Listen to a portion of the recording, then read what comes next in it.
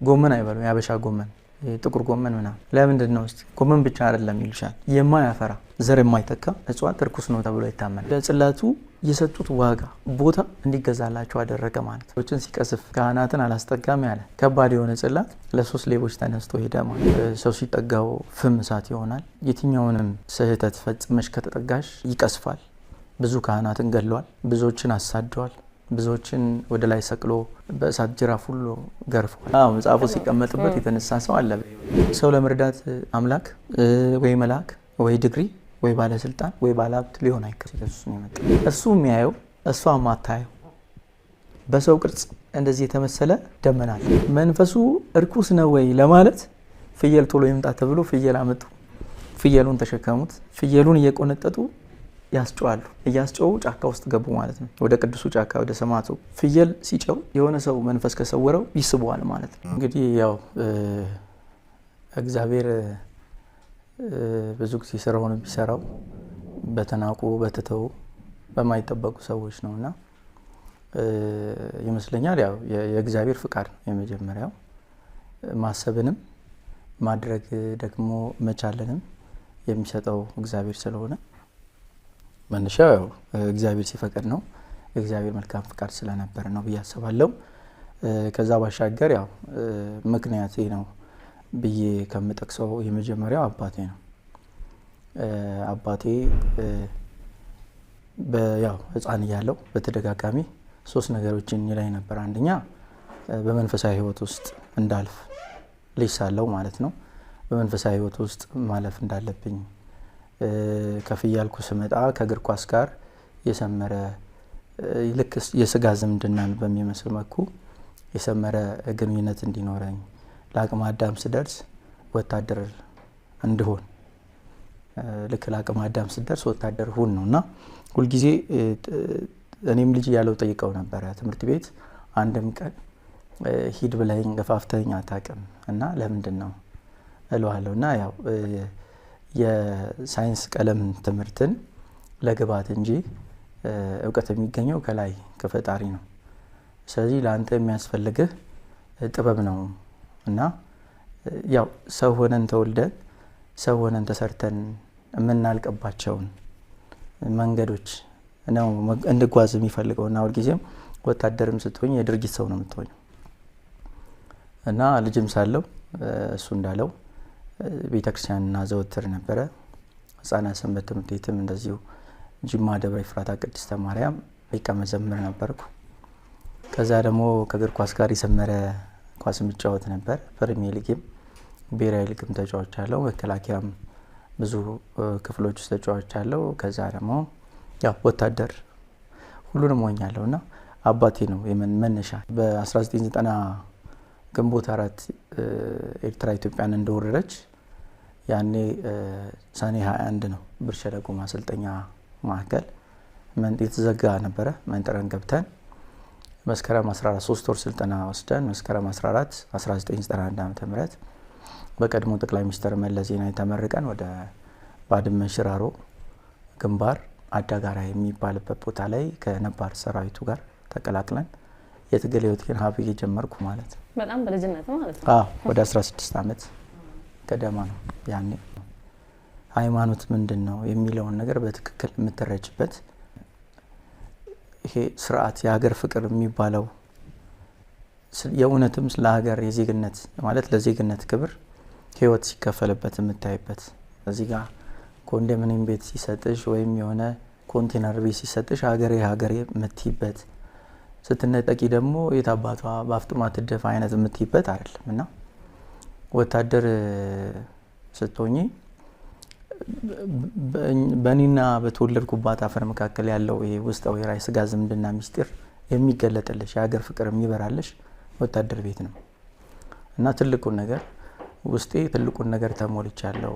ቅድም እንዳልኩሽ ሰው ሆኜ ተፈጥሬ ሰው ሆኜ ተሰርቻ ያለኩት ወታደር ቤት ነው ብያም ኮንታ ብዙ ጊዜ ስናያት በቪዲዮም በጣም በደመና የተዋጠች ስፍራ ነው።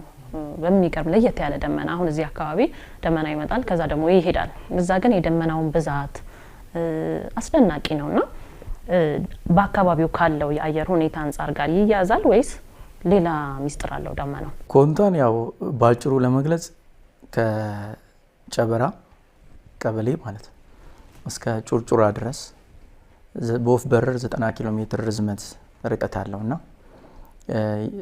እዛ አሁን ጨበራ ጩርጩራ የሚባለውን ብሔራዊ ፓርክ ያው በእርግጥ አሁን በደንብ ታውቋል። ወደ 90 ኪሎ ሜትር ርዝመት አለው። በውስጡ ወደ 4 የሚሆኑ ሀይቆች አሉ። ከ24 ያላነሱ ፍል ውሃዎች፣ የማዕድን ውሃዎች፣ ዓለማችን ላይ ግዙፎቹ የሚባሉ አፍሪካ ዝሆኖች የሚኖሩበት ነውና 78%ቱም የመድኃኒትነት ባህሪ ያላቸው ሀገር በቀል እጽዋቶች የሚገኙበት ነውና ያንን የሚያህል ርስት ለዱር እንስሳት ሰጥቶ ለዱር እንስሳት መኖሪያነት ሰጥቶ በተወሰነች ጓሮ ተለክቶ ተመስገን ብሎ መኖር መቻል ይሄ እግዚአብሔራዊ ቸርነት ነው።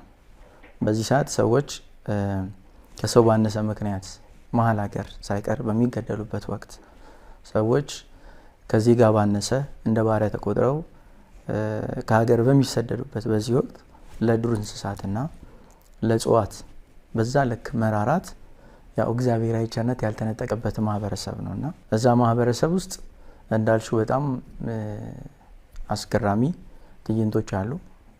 እንዳልሽው ደመና መጥቶ ተተክሎ ረጅም ሰዓት የሚቆምበት ሰዓት አለ። የሆነ ስርዓት ከተከናወነ በኋላ ደግሞ ውልብ የሚልበት ሰዓት አለ። አንድም ተፈጥሮ ነው። ብርቅዬ የሆኑ ቀደም እንዳልኩሽ የምድር የከርሰ ምድር መቃብት ያለበት ስፍራ ነው። ከዛ ባሻገር ግን መንፈሳዊ ሚስጢሩ ነው ብዬ ነው ማምነው። ታቦተ ያው ማለት ታላቁ ነቢይ ሙሴ በእጁ እንዲቀርጻቸው ከታዘዙ ሁለቱ ጽላቶች አንዱ በመላእክት አለቃ በቅዱስ ሚካኤል ስም ነውና አንደኛው በጽዮን ስም ነው። ጽዮን ያው እመቤታችንን የተወከለችበት ነውና ከጽዮን ጋር አብሮ ትዝ ይልሽ እንደሆን የእስራኤል ሕዝብ ከፈርዖን እጅ ነጻ በወጡበት ጊዜ የተለያዩ ሲና ተራሲ ማለት ሲና በረሃ ውስጥ በደመና ሁሉ ይጋረዱ ነበርና ትልቅ ሚስጥር ያለበት ጽላት እኛ ጋር አለ። ከዚህ ከመንፈሳዊ በጋድ ማለት ከሚታዩት ስውር የሆነ እንቅስቃሴ ስላለ ነው ብዬ ነው ማምነው። እንደዚህ አይነት ነገሮች አሁን ቅድም ያነሳሻቸው ሀሳቦች ረጅም ዘመናት አይታወቅም ነበር። ጽላቱ እንዳልኩሽ አሁንም እኛ ማየት አንችልም። ስልጣነ ክህነት ያላቸውም የተመረጡ ሰዎች ካልሆኑ ትንሽ ይከብዳል። ጽላቱ እሱ መሆኑ ከጽዮን ጋር ተመሳሳይ እንደሆነ ሊነገር የቻለበት ምክንያት ያው ረጅም ዘመናት ተዳፍኖ ዝም ብሎ ጽላቱ ጋር ሰው መጠጋት አይችልም። ሰው ሲጠጋው ፍም እሳት ይሆናል። የትኛውንም ስህተት ፈጽመሽ ከተጠጋሽ ይቀስፋል። ብዙ ካህናትን ገድሏል። ብዙዎችን አሳደዋል። ብዙዎችን ወደ ላይ ሰቅሎ በእሳት ጅራፍ ሁሉ ገርፏል። ጽላቱ ከምንጠቀምበት ይልቅ ብዙዎችን አሁን ያ ጽላት ያለበት ስፍራ ኮንታ ላይ አጋሪ ኃያሉ ጫካ የሚባል አለ። ግዙፍ ጫካ አለ።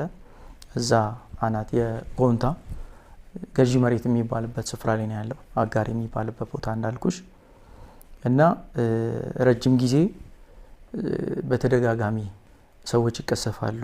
አላወቁም ምን እንድነው እንዴት መዳን እንዴት መጠቀም እንዳለብን ያለማወቅ ችግር እና ዝም ብሎ የኖረ ግን እያንዳንዱ የሚያደርጋቸው ተአምራትና ገድላት ስለ አክሱም ጽዮን ከተጻፉ ጋር ተመሳሳይ ባህሪ አለው። ሁለተኛም እሱን ያው እንግዲህ አይቶት በህይወት ያሉት አንድ አባት ናቸው። ያኔ ኢንተርቪው አድርገናቸዋል። ያው አንቺም አይተሻቸዋልና እሳቸው ብቻ ናቸው ማየት የቻሉት። ቀድመው ግን ጽላቱ በጣም የሚገርመኝ ማለት ነው በ85-86 ዓመተ ምህረት ገደማ ነውና ክብሩን መግለጽ ሲፈልግ ማለት ነው 3 ሌቦች ከሩቅ ነው የመጡት። ያው አዋቂዎች አባቶች የሚሉት ምንድነው ሌቦች አይደለም አዋቂዎች ናቸው ብለው ነው የሚሉትና ከሩቅ ነው የመጡት። በቤንች በኩል ነው የመጡት። አንደኛው ስልጣነ ክህነትን ያፈረሰ ካህን የነበረ ነው። ሁለቱ ኖርማል ሰዎች ናቸው። መተው እንደዚህ አይነት ያው እንዲ ምልክት ተብለው ከውጭ በተሰጣቸው ከአሜሪካ የነበረ ሰው አለ ይሄንን ጽላት የሚያስፈልግ እንደዚህ አይነት ምልክት ያለው እንዲህ አይነት ታምራትን የሚሰራ ኢትዮጵያ ውስጥ ምናምን ሲባል እንደዚህ ነው ኮንታ ላይ ሰምተናል ብለው ይመጡና ያንን ጽላት ማለት ስንት ዘመን ሰዎችን ሲቀስፍ ካህናትን አላስጠጋም ያለ ከባድ የሆነ ጽላት ለ3 ሌቦች ተነስቶ ሄደ ማለት ነው። እና በሰንዴል አስረውት አንጠልጥለውት ልክ ጉዞ ሲጀምሩ እጅና የሁሉም የሶስቱም እጃቸው ታስረዋል። ወደ ኋላ እንዲህ ተጠፍንጎ ታስረዋል። ያው የታሰረ ነገር የለም እንዲህ እጃቸው ተወጥሯል ሰውነታቸው። እና እነሱ እንደዚህ ነው መሄድ የሚፈልጉት፣ እየተገፉ ግን የሚሄዱት ወደ ቤንች ሆነ ማለት ነው። እና ያን የተሰርቆ በሄደበት ጊዜ አጋጣሚ ጅማ ላይ ደርሶ የጅማ አባ ሳሙኤል የሚባሉ ጳጳስ አሉ። የጅማ አጠቃላይ እንትን አባት የነበሩ ናቸው እና በህይወት የሉም። እሳቸው ባዶ እግራቸውን የሚሄዱ ጳጳስ ናቸው። የእስራኤል ሄደው ቅዳሴ ጸሎት ከጨረሱ ከቅዳሴ በኋላ ቆርበው እዛች ቁጭ እንዳሉ ነው ህይወታቸው ያለፈችው። እና በጣም ጻድቅ የሚባሉ አባት ናቸው። ሁሉም ጅማ ላይ ያለ ጅማ አካባቢ ያሉ ህዝበ ክርስቲያኑ እጅግ በጣም የተለየ ፍቅር ያላቸው አባት ናቸው። እና እሳቸው ናቸው ለመጀመሪያ ጊዜ ጽላቱ መኪና ላይ ተጭኖ መኪናው አልሄድም የሚልና ይቆማል። ከዛ እነዚህ ሰው ማለት ወደ ኋላ ሲሄድ መኪናው ይሄዳል። ይሄ አይናፋር የሚባል ባስ ታውቂያለሽ? ሀገር አቋራጭ እንደ አንበሳ አውቶቡስ ከላይ የሚሽከረከሩ ነገር ያለበት ማለት ነው። እና እሱ ላይ ነው የተጫነው። 3 ሌቦች ወደ አዲስ አበባ ይዘው መጥተው አስር ለሆነ ሰው ያስረክባሉ። ብቻ ወደ ውጭ ለማሸሽ ነው፣ ወደ አሜሪካ ለማሸሽ ነው። እና ተከፍሏቸው ከፍተኛ ብር ይከፍላቸዋል ተብለው ነው። እና ልክ ጽላቱ ኬላ አላልፍም ይላል። ልክ እዛ ጋር መኪና ሲመጣ ቀጥ ይላል። ወደ ኋላ ሲሄድ መኪናው ይሄዳል። እየተንደረደረ መጥቶ ሲል እዛ ጋር ፍሬን እንደያዘ ቀጥ ይላል። እና እዚህ ነገር ውስጥ የሆነ ነገር አለ። አንድ እናትም ነበሩ፣ እዚህ ውስጥ ጽላት አለ፣ ታቦት አለ፣ የእግዚአብሔር ታቦት አለ ብለው ይጮዋሉ። ይፈለግ ምናምን ተባለ። ረዳት ወጥቶ ሻንጣዎች ሁሉ እንዲወርዱ ተደረገ። ሰኔሉም ወረደ። በሰኔል ተጠቅልሎ ታስሮ ነው። እና ወረደ። አይታይ ሁሉም ተገፋፍቷል እኮ ግን ማየት አልተቻለም። መኪናው እንደገና ወደ ኋላ ብሎ ባዶ ሲሄድ መኪናው ይሄዳል። ስለዚህ ትልቁ ነገር ያለው እዚህ እቃ ውስጥ ነው ተብሎ አባቶች ይጠሩ። እንደዚህ ሲባል አባቶች ይጠራሉ። ከዛ አንድ አባት በጣም ሰኔሉ ላይ የሚብለጨለጭ ብርሃን ይታየኛል ብለው ይጮዋሉ። ማየት አልቻሉ ግን እሳቸው ይጮዋሉ። ወዲያው ለአባ ሳሙኤል ወደ መልእክት ይደርሳል። እነሱ ይመጣሉ። ከዛ እሳቸው ከርቀት ያዩትና በእግራቸው በእንብርክክ ተደፍተው ውይ ብለው ሄደው እሳቸው ናቸው በልባቸው ልብሳቸውን ካባቸውን አውልቀው በዛ አድርገው ጽላቱን ይዘው ወደ ገብርኤል ቤተክርስቲያን ገባ ጅማ። እዛ ተቀመጠ። ብዙ አባቶች ተጠርተው በአሁን ሰዓት ካሉ ጽላቶች በዓለማችን ካሉ ጽላቶች ፍጹም የተለየ ነው በይዘቱም በቅርጹም በሁሉም ነገር። እና ብዙ አባቶች ለማየት ሞከሩ፣ አልቻሉ። ይብለጨለጫል ግን አይታያቸው። እና ከዛ ያው ታቦተ ሕጉ መሰረቁ ምናምን ከኮንታ ምናምን ተሰማ። እንደዚህ ምናምን ተብሎ በቤንች ዞሮ ቤንች ላይ ሌቦች እንደዚህ አድርገው ምናምን የሚባል ነገር ተሰማ። ወዲያው እኛ አባት አሁን ያልኩሽ አንድ አባት በህይወት አሉ። እሳቸው ናቸው እንግዲህ አስተዳደር መኪና መድበው ተሯሩጠው ሄደው ያንን ጽላት ከገብርኤል ወደዚህ እንዲመለስ እንደውም ወደዚህ እንዲመጣና በካቴድራል ስላሴ ሆኖ አክሱም ያለው አባት መጥተው እንዲያዩት ወይም ደግሞ ወደዛ የሚሄድበትን መንገድና ያው አባቶች የመለየት ስራ እንዲሰሩ ለማድረግ ተሞክሮ ነበር። ህዝብ ወጣ። ያው ቅርሳችን ነው ሀብታችን ነው መሄድ የለበትም ተባለ። መጀመሪያም ያችን ኬላዋን አላልፍም ብሏል። በዛ መልክ እንግዲህ ወደ ኋላ ተመልሶ ለጊዜው ከዋናው ከሲኖዶስም ከአክሱምም አባቶች መጥተው እስኪያዩና ነገሮች እስኪጣሩ ወዳለበት ይመለስ የሚል ውሳኔ ተሰጥቶ ያኔ አቡነ ጳውሎስ ነበሩ የፓትርያርክ ማለት ነው። እና ያኔ ገባ ወደዛው ሄደ። ስቲል እስካሁን ያው በትልቅ ካዘና የብር ካዘና ተሰርቶ እዛ ውስጥ እንዲቀመጥ ተደረገ። አይወጣም፣ አይገባም። ሰዎች ለከቦት አመታዊ ክብረ በዓል ላይ አይወጣም፣ አይንቀሳቀስም። እሱን ይዘው ብቻ ከከባድ እና ብዙ እንደው ባናወራ ስለዚህ ነገር ስለ ቅዱስ ሚካኤል ከታቦተ ጽዮን ጋር ስለገባው በደንብ የተጻፉ የታሪክ ጽሁፎችም አሉ፣ መረጃዎችም አሉ። እንዲያውም በአዲስ አበባ ውስጥም ነው የሚሉ ሰዎች አሉ። ወደ ተከዜ አካባቢም እየላ ሚካኤል እየተባለ የሚጠራው እሱ ታቦት እንደሆነ ይነገራል። እዚህ ጋርም ደግሞ ኮንታ ውስጥ በቂ መረጃና ታሪክ አለ። ያም ሆነ ይህ ዋናው ኢትዮጵያ ውስጥ ይገኛል የሚለው ታሪክና እዚህ ላይ ማጥናትም መስራት በነገራችን ላይ እንዴት ወደዛ ሊመጣ ቻለ የሚለው ነገር ያው በተወሰነ መልኩ ወደ ኮንታ የገባበትንም ምክንያቱም ቀድሞም ጋሽ ክንፉ የሚባሉ የቤተክርስቲያኑ አስተዳዳሪ የነበሩ አንድ አባት አሉ። የእናቴ የአክስቴ ባል ናቸው። ያው የእንጀራ አባቴ ናቸው እና ከጽላተ ሕጉ ከምንጠቀመው ይልቅ የሚጠፉ ሰዎች የሚቀሰፉ ሰዎች አደጋው በዛ እና ይህ ነገር ምንድን ነው ብሎ በጣም ይጨነቁ ነበር እና በፍርሃት ነው ወደዛ ሰው ለመግባት ይቸገራል ምናምንና መቼና እንዴት ወደ እዛ አካባቢ መጣ ብላይ ስትይ አቡነ ተክለ ሃይማኖት በ11ኛው ክፍለ ዘመን መጨረሻ አካባቢ መግቢያ 12ኛ መግቢያ አካባቢ አብሮት የመጣ መጽሐፍ አለ። ያንን መጽሐፍ የጻፉት አባ ተካ ይባላሉ።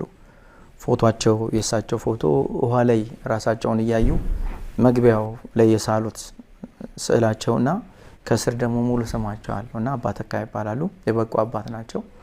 አቡነ ተክለ ሃይማኖት አልነበሩም። ጽላቱን አክብረውት የሚይዙት አባ ተካ ናቸው እና አቡነ ተክለ ሃይማኖት የኦሞቲክ እዚህ ኦሞን ወንዝ ተንተርሰው የተመሰረቱ ህብረተሰቦች ላይ ክርስትናን የሰበኩት ያው እሳቸው ናቸው። በአብ ወልድ መንፈስ ቅዱስ የሚያጠመቁት አቡነ ተክለ ሃይማኖት ናቸው እና ለ12 ዓመታት እንግዲህ ከሰሜን ተነስተው መሀል ኢትዮጵያን አልፈው እዛ ደቡብና ደቡብ ምዕራብ ላይ ወላይታ፣ ጋሞ፣ ጎፋ፣ ዳውሮ፣ ኮንታ እነዚህ ኦሞን ውስጥ ተንተርሰው የተመሰረቱ ቤተሰቦች ላይ ትልቅ ስራ ሰርተዋል። ክርስትናን ከማጥመቅ ጀምሮና 12 ዓመት እዛ ሲመላለሱ ምን ያደርጉ ነበረ እንዴት የሚለውን በአቡነ ተክለ ሃይማኖት ደባቂነት በአባ ተካ ያው አብሯቸው እንግዲህ የነበሩት እሳቸው ናቸውና እንዴት የአቡነ ተክለ ሃይማኖት ወደዛ አምጥተው ሊደብቁ ቻሉ የሚለውን ከየት አመጣ እንዴት እንኳን ብቲ ከዛሬ 120-30 ዓመታት በፊት እንግሊዞች ኮንታ መጥተዋል። እንግዲህ ኮንታ ያው ብዙም አይታወቅ አሁን ነው ሙዚቃው ነው የተወሰነ አስተዋጽኦ ያደረገውና ከ100 ዓመት በፊት ደግሞ ጭራሽ አይታወቅ መንገድም የለም ድልድይም የለም። ኦሞን ወንዝ በስማን ኦሞን ወንዝና ጎጀብን ወንዝ ወደ ጅማ ለሚሻገሩ ጎጀብን ወንዝ ለሚሻገሩት በስልቻ ነው የሚሻገሩት ማለት ሰዎች። ኦሞን ወንዝ ደግሞ በስልቻ ነውና ድልድይም መንገድም የለም።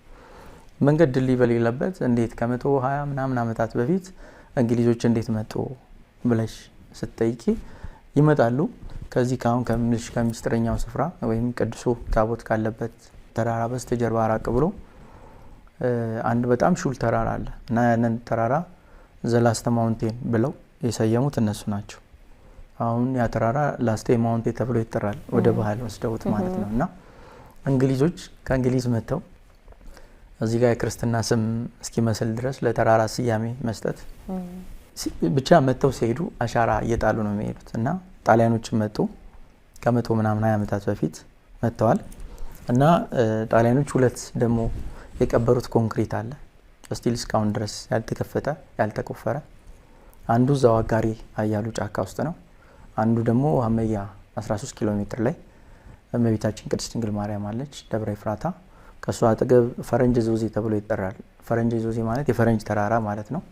የፈረንጅ ተራራ የሚለውን ስያሜ ያገኘው ያቺ ጉብታ ጣሊያኖች የቀበሯትና እዛ ጋር የተወሰነች ድንኳን አድርገው ያርፉባት ያድሩባት ነበርና ጣሊያኖች መጥተው ፈልገው ሲመጡ 21 ምናምን ነበሩ። የተመለሰው በህይወት አንድ ነው እና 20ም የሞቱት አጋሪ ላይ ነው አያሉ ጫካ ውስጥ ነውና ምን አይነት ጦርነት ነበረ እንዳቲ እዛ የሚዋጋ ሰራዊት መሳሪያ የታጠቀ የለም። ሊደራደሩት የማይችለውን ኃይል ገብቶሻል እና ከፍተኛ የመቀሰፍ አንዱ ነው በህይወት የተረፈው። ጣሊያኖች በዚህ ልክ መጥተው ሲመለሱ ታሪክ አለ፣ የቀበሩትም አሻራ አለ። ጀርመኖች መጥተዋል። ጀርመኖች ሲመጡ እዛች ሚስጥረኛዋ ስፍራ ላይ ሲያስሱ ስጦታ ብለው የሰጡት የሚገርም ለቤተ ክርስቲያኗ ሳንቃ በር ናት። ለእሷ መቆለፊያ ቁልፍ የሰጧት አሉ። ጀርመኖች መጥተዋል፣ እስራኤሎች መጥተዋል፣ ሩሲያዎች መጥተዋል። ሩሲያውያን ሲመጡ ደግሞ ከሩሲያ ሲመጡ የአፍሪካ ዞን እዛው ጀበራ ላይ ያለው አፍሪካ ዞን ያው መነሻው እንትን ሩሲያ ነው ተብሎ ይታሰባል። የአፍሪካ ዞኖች መገኛ ሩሲያ ነው ተብሎ ይነገራልና እነሱ አሁን ጠፍተው ዝርያቸው እዚህ ብቻ ነው ያለው ማለት ይቻላል። የእነሱን ጂን ለመውሰድ ዘራቸውን ለመውሰድ መጥተው ግን እነሱ ላይ አሰሳ የሚያደርጉት ያው ነው የምልሽን ሚስጥረኛውን ስፍራ ነው ወይም ቅዱሱን ጫካ ነው እና ብዙ ሀገራት መጥተዋል እና ሁሉም ሲመጡ ግን አብዛኛዎቹ ሲመጡ ይናገሩ የነበረው ምንድን ነው ተክለ ሃይማኖት የሚባል ሰው ይመላለስ የነበረበት ቦታ እያሉ አባቶችን ሰዎችን እያጠያየቁ እየተመሩ ነው ወደዛ ስፍራ ይመጡ የነበሩት እና ይሄ ጽላተ ሙሴ መጥቶ የተሸሸገ ወይም የተደበቀው በአቡነ ተክለ ሃይማኖት መሪነት በአባ ተካ አባትነት ነውና አባ ተካ ከጽላቱ ጋር ይኖሩ የነበሩ አባት ናቸው። የበቁ አባት ናቸው። እያንዳንዷን ነገር ጽላተ ሙሴው ከየት እንደመጣ መቼ እንደመጣ የት እንደገባ የት እንዳረፈ የት ቦታ ላይ ምን እንደሆነ እንዴት አድርጎ ብቻ እያደረጉ እዛ እንደገባና እያንዳንዱ ታሪክ አለው። ያ መጽሐፍ በእርግጥ መጽሐፉ 2004 ላይ ነው አይደለ? ዶክሜንታሪው ላይ 2004 ምናምን የዓለም የቱሪዝም ቀን ሲከበር ኮንታ ላይ ኮንታ ዳውሮና ወላይታ የደቡብ ክልል የደቡብ 56ቱ ብሔረሰብ አዘጋጅ ነበሩና አጠቃላይ የደቡብ ከፍተኛ አመራሮች፣ የቢሮ ሰራተኞች፣ የመንግስት ሰዎች የዚህ የቱሪዝም ቀን ለማክበር ሶስቱ ጋር ቅኝት ወይም ጉብኝት አድርገዋል። ያኔ ነው ለጉብኝት ተብሎ ይውጣ ተብሎ በአቶ ሽብሩ የኮንታ ልዩ ወረዳ አስተዳዳሪ ያኔ አቶ ሽብሩ ይባላል፣ አቶ ሽብሩ እሸቱ ይባላል። እሳቸው አቶ ሽብሩ እሸቱ ደብዳቤ ጽፎ ለሊቀ ትጉሃን የሚባሉ መመሪ ታደሰ የቤተ ክህነት ኃላፊው መመሪ ታደሰ ይባላሉ። አሁን በህይወት የለውም። ለእሳቸው ደብዳቤ ጽፎ ይውጣና ለህዝብ ይታይ በሚል ያኔ በወጣበት ነው እንግዲህ ያ መጽሐፍ አይወጣም። መጽሐፉ ከጽላቱ ስር ነው የሚቀመጠው። በነገራችን ላይ መጽሐፉ እንዲህ ተወስዶ ሲከፈት ብርሃን ይወጣዋል።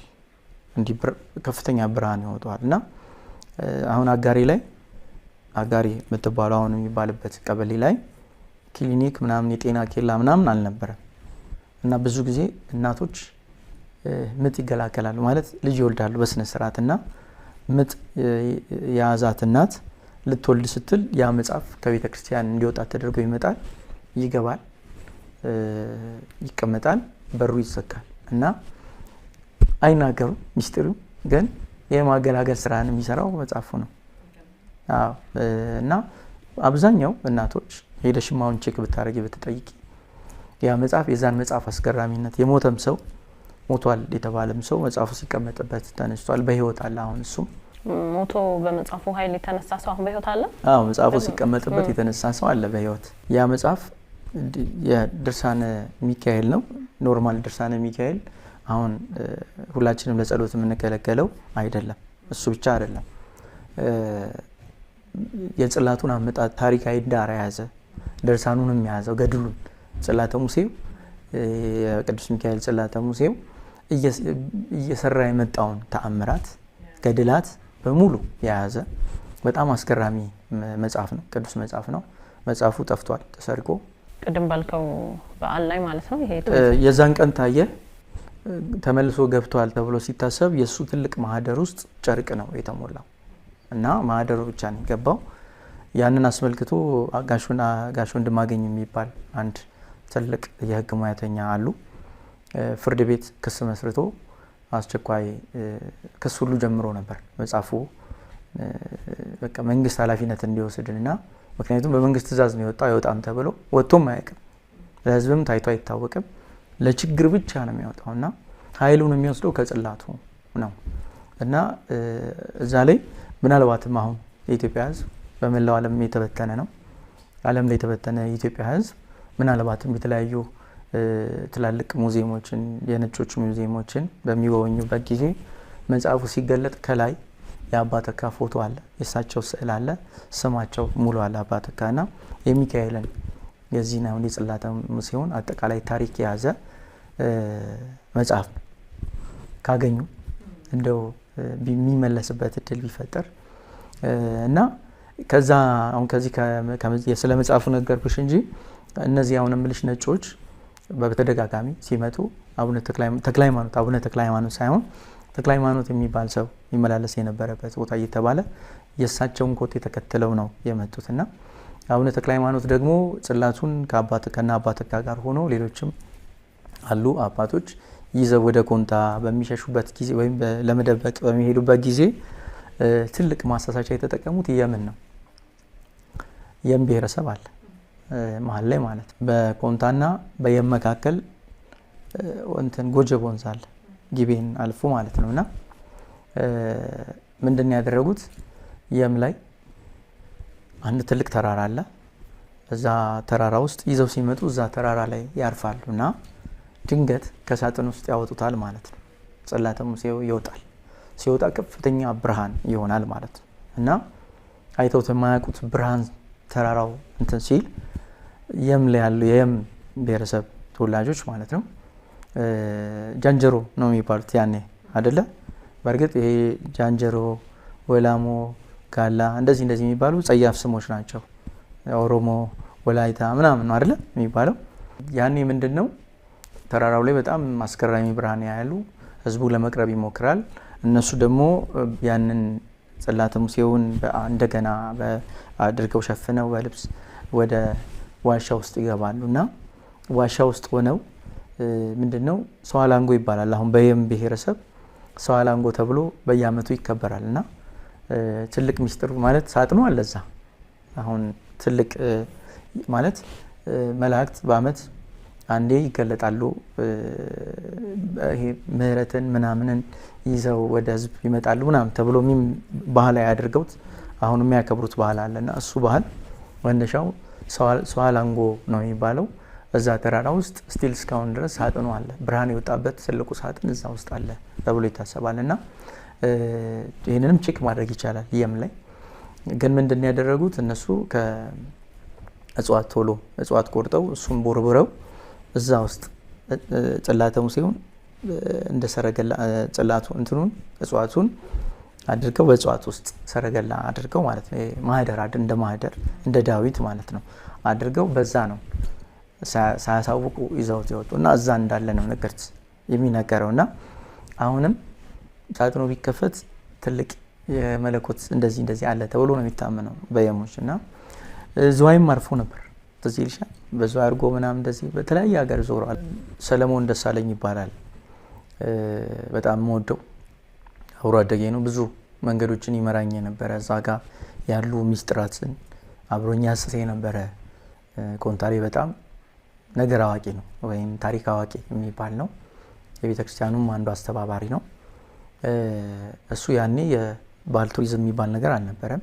የማስታወቂያ ጽህፈት ቤት ነበር የሚባለው እና የማስታወቂያ ጽህፈት ቤት ኃላፊ ያለ ከሱ ጋር ነው በእርግጥ ነገሮችን ያው የተለያዩ ጥናቶችንም ብዙ ነገሮችንም ስንጎለኩል የነበረው ከሱ ጋር ሆነን እንቆፍርና እኔ ወታደር ነኝ ምንድነው አልኩት። እኔ ስለው አይ ፈንጅም ሊሆን ይችላል ብቻ እሱ ከተከፈተ የሚፈነዳ ምናምን የሚባል ነገር አለ አለኝና ግድ የለም እኔ ወታደር ነኝ ፈንጅም ከሆነ አመክነዋለሁ ግድ የለም እመነኝ እና እንቆፍር እንቅረጽ እንየው የሚል ነበረ። በጣም በቃ እንዳይነካ ተደርጎ ትልቅ ንግርት ስላለ የሆነ ነገር ሊሆን ይችላል በቃ አካባቢው ምናምን ይናወጣል ምናምን ስላለ በዛ ምክንያት ተው በሚል ነው የተውኩት። ቤተሰብ ይለያያሉ። ይሄ አጋሪ ላይ ነው አሁን ያለው ወይም ትልቁ የመንፈሳዊ ሚስጥራትን የያዘው ስፍራ አጋሪ ላይ ነው። በነገራችን ላይ ወደ ተው ቤተሰብ ከመምጣታችን በፊት ቅድመ አያቶቻችን አንቻኖ ገነት፣ ይህን ሰፈር ደልባ ገነት፣ ያንን ሴሪ ገነት፣ ኮንታ ገነት እያሉ የተወሰኑ ቀበሌዎች ላይ ገነት ገነት ገነት የሚል ስያሜ ሰጥተዋል። እና ያው ቅድም እንዳልሽው አንቺ በመግቢያ ስታነሺ የሀገራችን የሰሜኑ ህዝቦች ብዙ ጊዜ ጠንካሮች ናቸው።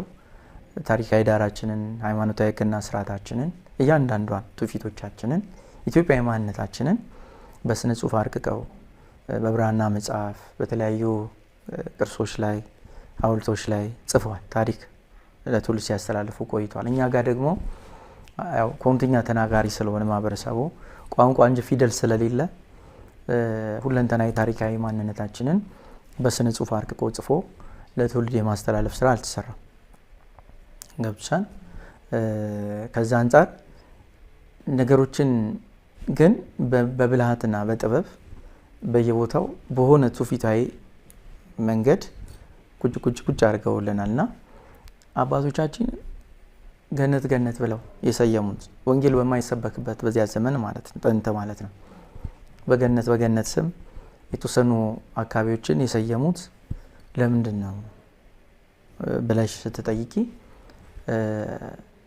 ስፍራው ምንድን ነው?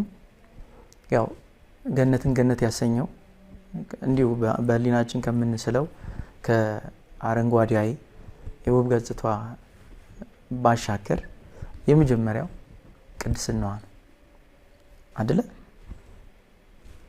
የአዳምና የሔዋን መኖሪያ ወይም ግዛታቸው በቅድስና የታጠሩበት ግዛታቸው ናት ገነት አይደለ? እና ይህ ስፍራ ቅዱስ ነው እና መውጫ መግቢያችሁ በቅድስና ይሁን ብለው እየነገሩን እንዳለ መገመት አያዳግትም ማለት ነው።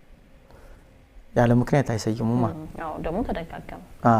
ብዙ ሰፈሮች፣ ብዙ አካባቢዎች ገነት፣ ደልባ ገነት፣ ሴሪ ገነት፣ አንቻኖ ገነት፣ ጨበራ ገነት፣ ምናምን ገነት፣ ኮንታ ገነት የምትባል ቀበሌ ያለችና ገነት ገነት ገነት የተባሉ ስፍራዎች እነዚህ ይሄ ኃያሉን የከበቡ ናቸው ማለት ይቻላል። ከዛ አንጻር አባቶቻችን ያለ እውቀት ያለ ያው ከኛ የተሻለ የሊና መንቃት የአይን መገለጥ ያላቸው ናቸው። ምክንያቱም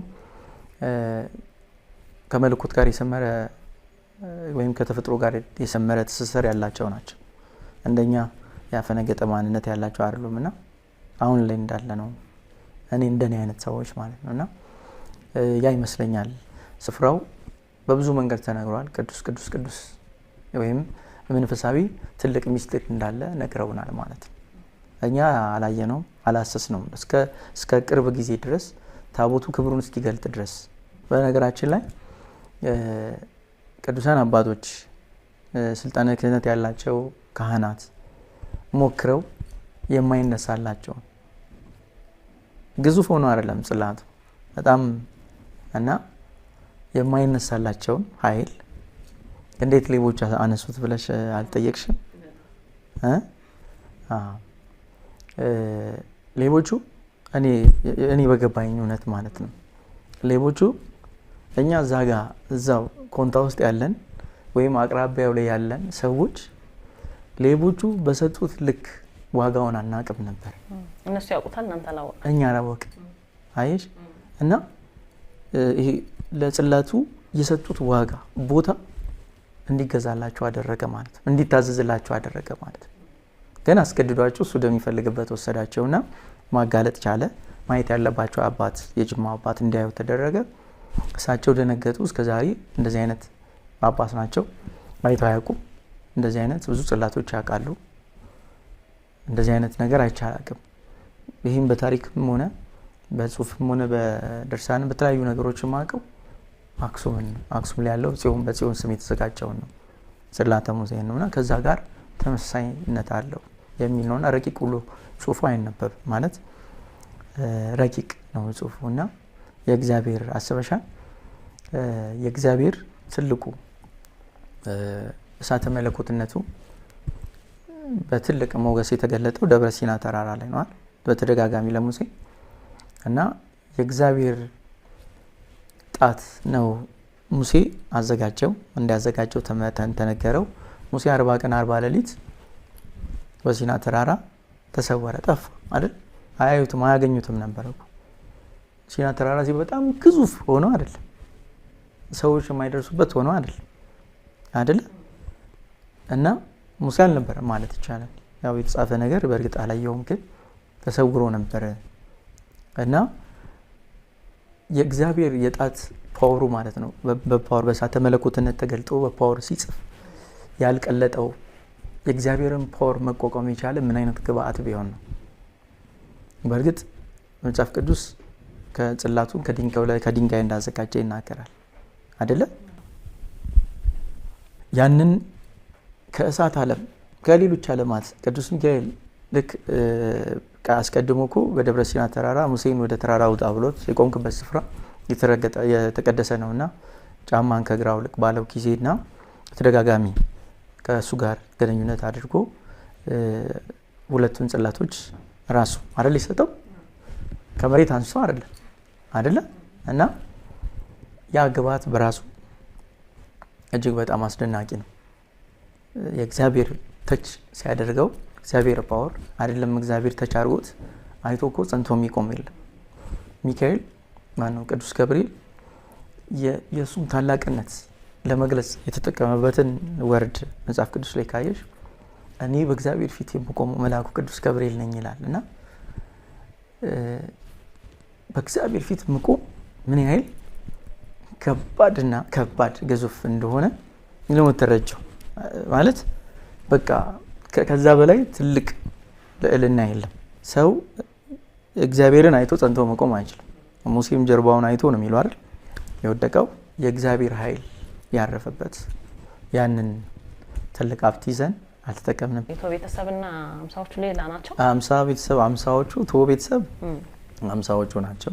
ከዚህ ከጽላቱ ጋር አይገናኝም። ምንድነው የቶ ቤተሰብ የሚባሉ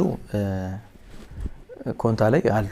ቶ ፊደሉ ነው የቶ ቤተሰብ ወይስ ሌላ ትርጉም አለው? አቹምቶ ይባላሉ። አቹምቶ ሰባተኛ እነሱ ቶ የሚለውን ስያሜ ያገኙት ከቅጽያ ስም ያገኙት የቶ ቤተሰብ ስልጣን ለተመረጠ ከቤታቸው ስለተመረጠ ስልጣን ይሰጣል። ትልቅ ሚስጥር አለ። ያንን ሚስጥር እንዲጠብቅ ለትውልድ እንዲተላለፍ አደራ የሚሰጠው ከቤተሰብ መሀል የሚመረጥ ሰው አለ። ያ የሚመረጠው ሰው የሚሰጠው በትረ ዝሆን ጥርስ አለ። የበትሩ የዝሆን ጥርስ ነው እና እዚች ጫፉ ላይ ሰባቱን ሰማያት ጽፏል ማለት በክብ ቀርጿል። ስለ ሰባቱ ሰማያት አለች እና የቶ ቤተሰብ ከምድር ሰባተኛው ሰማይ ከመለኮት ጋር የሰመረ ትስስር አለን የሚል መልእክት አለው እና በእጃቸው የሚያጠልቁት የወርቅ የብርና የናስ ቀለበቶች አሉ ኃላፊነት ሲሰጠውና ምንድነው የቶ ቤተሰብ የሚለውን እንደ መነሻ ዶክሜንታሪ ሰርተናል። ያው ባላገሩ ዩቲዩብ ላይ ገብተው የቶ ቤተሰብ ብለው አድማጮቻችን ወይም ተመልካቾቻችን ማየት ይችላሉ። ዶክሜንታሪው እዛ ላይ አለ።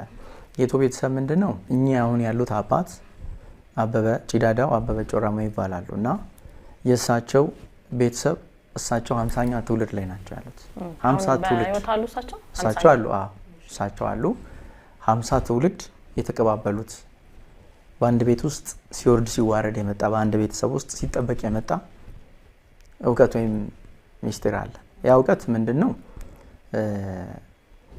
እርክስናን በመጻፍ ራስን በመግዛት ጥበብ ከመለኮት በስጦታ ከተፈጥሮ ደግሞ በውርስ ያገኙት እውቀት ነው።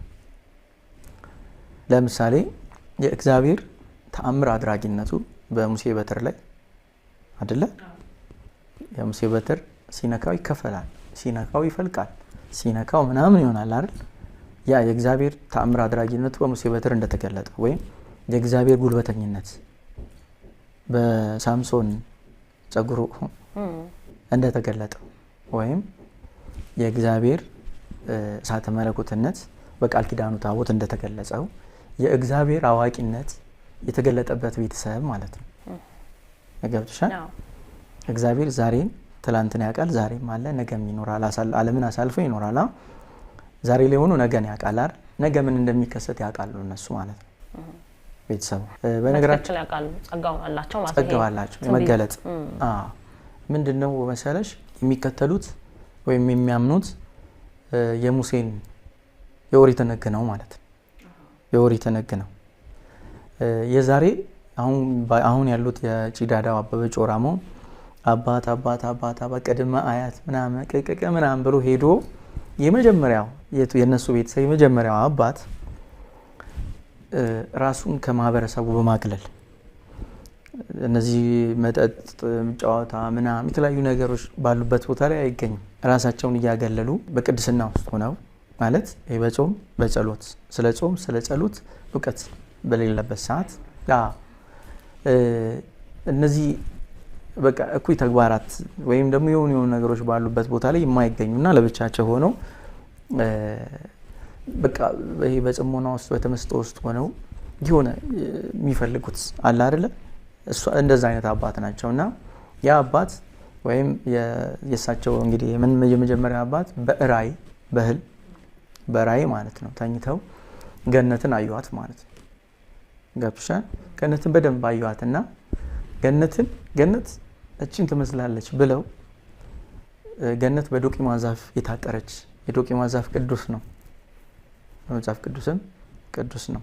ቅዱስ ማለት ቅስና የሌላቸው ንጹህ የሆኑ የሚጠቀሱ አሉ አይደል? አንዱ ዶቂማ ዛፍ ነውና በዶቂማ ዛፍ የታጠረች መግቢያ መውጫውም በቅድስና እንደሆነ እዛች ጋር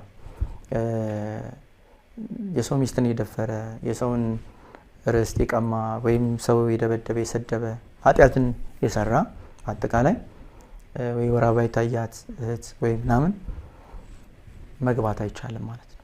ወዴት ማለት ነው? እቺ ወደ ታጠረችው በዶቂማ ዛፍ በራእይ ያዩዋትን ሰሯት የሚመስል ነገር ሰሩ። ይሄ መልካም አንድ መልካም ወይም ጎበዝ ገበሬ የጎበዝ ገበሬ ማሳን ስታይ እንዴት ነው? እዚህ ጋር ወይኑ አለ፣ እዛ ጋር ሚጥሚጣው ምናምን የመድኃኒት ምናምኖች የመበል የመዝኔ ምናምንና ብዙ ነገሮች ይኖራሉ። እንደዛ አድርገው ሰራዋት ማለት ነው። በገነት ማለት በራእይ ያዩዋትን ገነት እቺን ትመስላለች ብለው ሰሯትና በዶቂማ ዛፍ ካጠሯትን ካሉ በኋላ ኦፎና ብለው ሰየሙት ማለት ነው። ኦፎና በኮንቲኛ አይደለም በዕብራይስጥ ነው። ይሄ ማለት እሳቸው ማለት በመቼ ነው የሚለው ዘመኑን ራሱ ስታስቢው አሁን ያሉት አበበ ጮራሞ ጭዳዳው አበበ ጮራሞ ይባላሉና እንደው እያንዳንዱ 50 ዓመት እንደው 70 80 120 ዓመት ምናምን ይቆዩ አሉ ቅድመ አያቶቻቸውና እንደው በ50 ዓመት ሂሳብ 50ን ትውልድ በ50 ስታባዙ ወደ 3000 ምናምን ነው አይደል የሚመጣው? 3000 የዛሬ 3000 ዘመን ነው የምነግርሽ።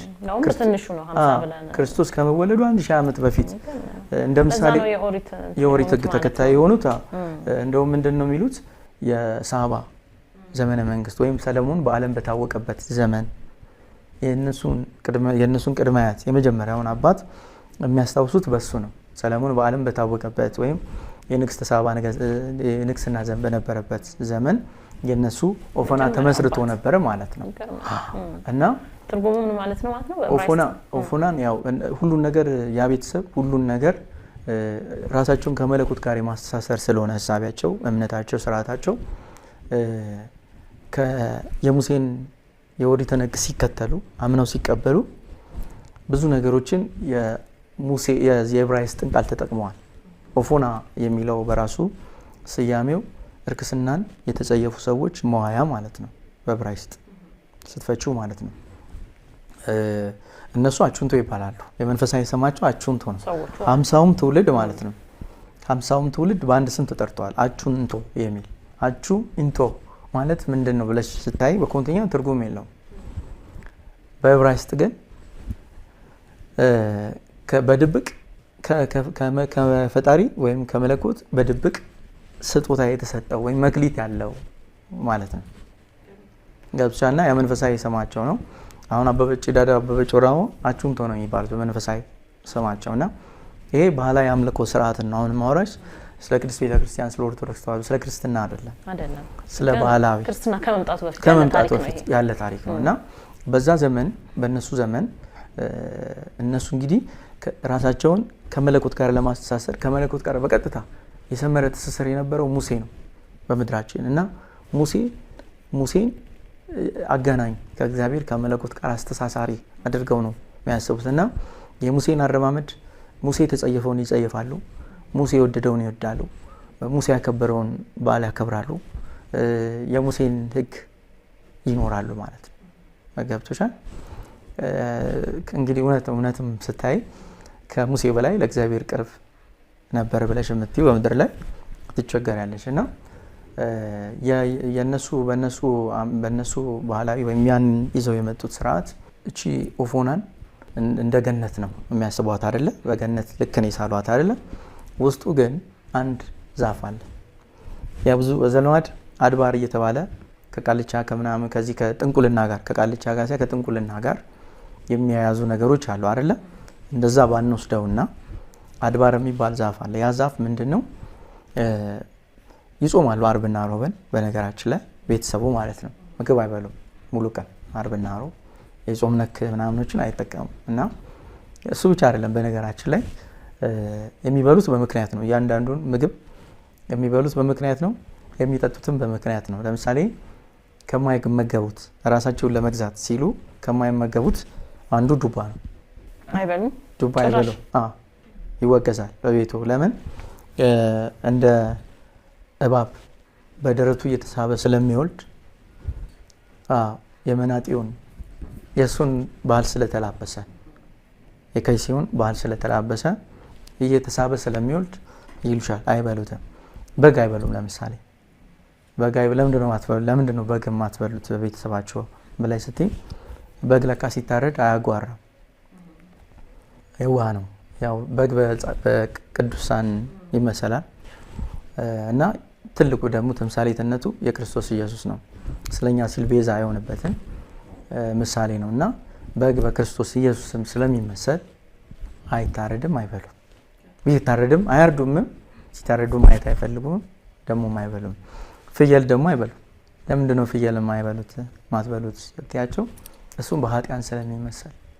ፍየል ስትበይ ተቅበዝባሽ፣ ተናጋሪ፣ ተሳዳቢ እና ወደ ስህተት መንገድ ወይም ወደ መቅለብለብ ይወስደናል ብለው ስለሚያስቡ ነው። አየሽ፣ ጥፋትን ላለማጥፋት ራሳቸውን ለመገደብ ሲሉ በምክንያትና በእውቀት በተገለጠላቸው እውቀት ነገሮችን አድርገው ራሳቸውን የመግዛት ባህላቸው ነው በጣም የሚደንቀኝ። እንዳስተዋውቃቸውም ስለዛ ጉዳይም ዶክሜንታሪ እንድሰራ ያስገድደኝ ይሄ ነገር ነው። እና ለምሳሌ ጎመን አይበሉ፣ ያበሻ ጎመን፣ ጥቁር ጎመን ምናምን። ለምንድን ነው? ጎመን ብቻ አይደለም ይሉሻል። የማያፈራ ዘር የማይተካ እጽዋት ርኩስ ነው ተብሎ ይታመናል።